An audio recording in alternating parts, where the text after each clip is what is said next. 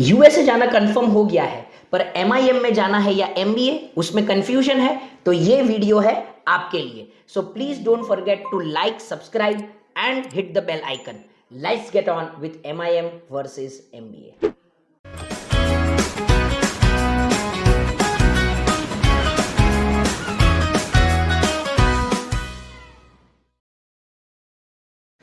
MIM यानी कि masters in management या एमएससी इन मैनेजमेंट एक ऐसा करिकुलम है जो 20 या 25 साल पहले आया था, but recently it has created a storm in the market and everybody wants to do an MIM.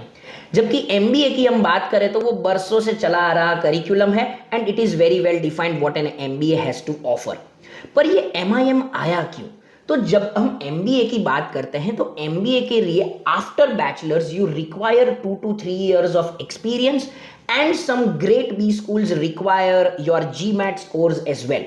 तो अगर आपको बैचलर्स के तुरंत बाद जाना है तो getting an admit to a good B school for an MBA is relatively difficult, और इसीलिए मार्केट में आया है एमआईएम, जहां पे आप तुरंत बैचलर्स के बाद you can go for a direct MIM and does not require GMAT scores and it does not require experience as well.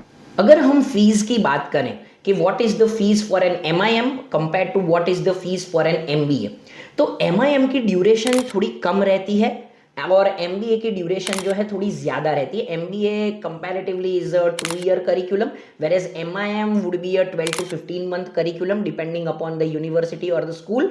So MIM की fees would be lower and MBA's fees would be higher.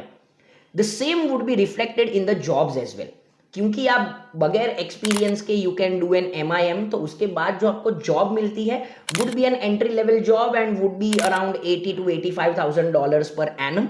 जबकि if you have done an MBA from a good school, आपके पास 2-3 साल का experience है, you have given your GMAT, you have GMAT scores as well, so you get from a mid level job and it starts from $1,25,000 per annum.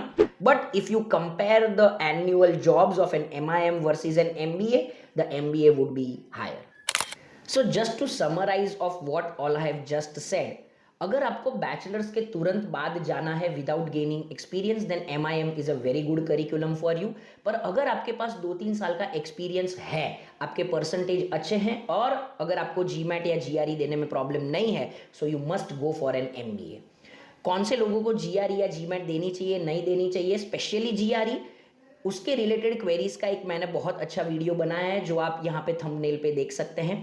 And if you have any other concerns pertaining to your study in USA, तो उस पे जो है हमारा facts with focus एक podcast है, वो भी आप जो है यूट्यूब पे देख सकते हैं।